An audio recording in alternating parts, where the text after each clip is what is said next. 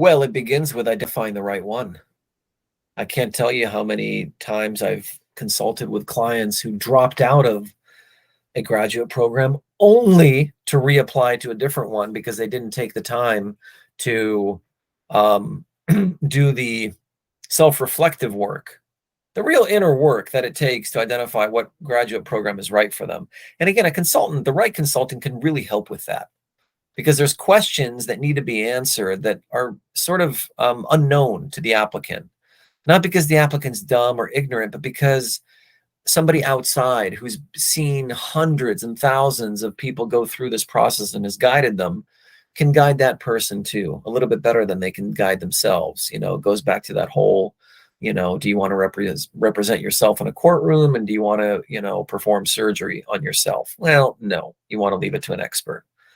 So again, it starts with identifying the right program to begin with, applying to those programs. And if you do that right, how can you maximize your time in a graduate program? That takes care of itself. If you're in the right place, you will summon all of your abilities to make all that time count. There's either an MBA, the generalized MBA, and they're the same across the board for the most part. There's different subtleties. There's one-year programs, accelerated programs like Cambridge has. There's a few other schools that have it. There's 2-year MBAs. There's Masters of Finance, Masters of Marketing. Those are different. Specialized business degrees like a Master's in Finance or a Master's in Accounting or a Master's in Marketing and MMM. Those are different. They're pretty self-evident what they are: finance, marketing, accounting. Among MBA programs, some of them specialize in entrepreneurship, like UCLA, Columbia. Some of them specialize in entertainment, like Stern and Anderson and Marshall, entertainment business. Some of them specialize in finance. Some of them specialize in marketing, like Kellogg. The finance schools are like Wharton, Harvard, Yale. Let's see, even Darden. Some of them have different approaches to learning. Okay. So I said before, there aren't many differences. There are, but they're subtle. For the most part, a business school is a business school is a business school, apart from the rankings. If you go to Harvard, doors are open wide. Salary offers are big. And if you go to Ross or Anderson, the same is true, just not as much. But as you can tell, yeah, so Darden and Harvard have a case method. Okay, so that's their approach to learning. Yale does a raw case method and also I forget the term for it, but a different case method. So there are subtle differences. Wharton does a lot of team-based learning. Some schools don't have any grades or any evaluations whatsoever. So, just different subtleties to each program. Yeah, so the best thing an applicant can do is sign up for talks with other students, existing second-year students and admissions members, and talk to them personally about potential career paths that you can that can use with this degree, or that you can pursue rather with this degree. That's the best. You can't really answer that question in a generic sense. Career-wise, and if you go to their website, they always have an opportunity to talk to an existing student. They'll call it a coffee chat or whatever, or talk to an admissions director for 15 minutes. You can set up a 15-minute appointment with them and ask them that. It's a great question, and they'll appreciate it, because it's one of those things like we talked about before.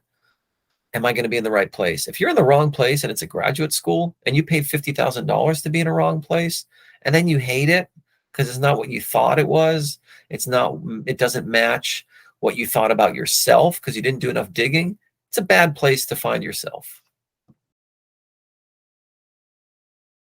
Better bring in beforehand, because if you try to implement it when you get there, it's sort of like being airlifted into a dense forest and trying to find your way out rather than having mapped it out and then being airlifted in and going, okay, I know the lay of this land and I know where I'm going before I get lost, because school life balance is difficult. It's very difficult. Graduate school is hard and it's demanding and it's nerve-wracking and stressful. And so, well, that begs the question, how do I do it beforehand? What do I do? Well, that's a personal thing. That goes back to family and support system, and you can read books on school life balance, particularly for grad school. But no matter any way you slice it, it's going to be stressful. I mean, graduate school is intense. It's intense. That's where things like meditation and yoga and exercise and diet and sleep regimentation, all of that really, really come to bear, because you can get away with not doing that in undergraduate and in high school and maybe certain jobs. But you get to graduate school, and if you don't have your school life balance intact, look out. Been doing this for over 15 years now. So I went through the 2008 and now the 2022-23 quote unquote recessions. In 2008, we saw people, a spike in graduate school admissions applications. And now we don't know yet. We're waiting for numbers, this year to come in to see what applications were like. Usually in a recession, we see a spike in applications because people want to hide out in graduate school rather than just be unemployed or take lower salaries, things like that. We're expecting the same.